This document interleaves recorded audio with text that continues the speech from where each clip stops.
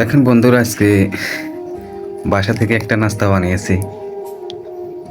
নাস্তাটা হলো পাউরুটি দিয়ে ডিম ভাজা। আসলে আমার খুব পছন্দের, ভালো লাগে, ওই জন্য নিজের হাতে বানিয়েছি। তো আপনারা কারা পছন্দ করেন অবশ্যই জানাবেন, আমার কিন্তু খুব ভালো লাগে।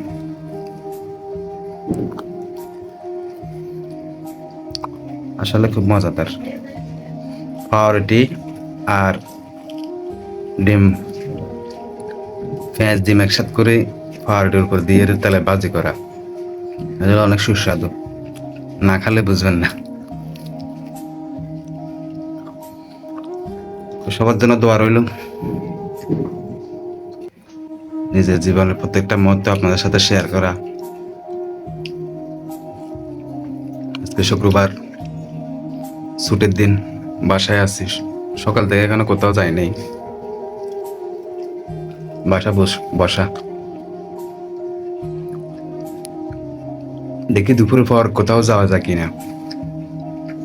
সবাই ভালো থাকবেন, দোয়া করবেন, আর দাওয়াত রইল নতুন নাস্তার। আল্লাহ হাফেজ।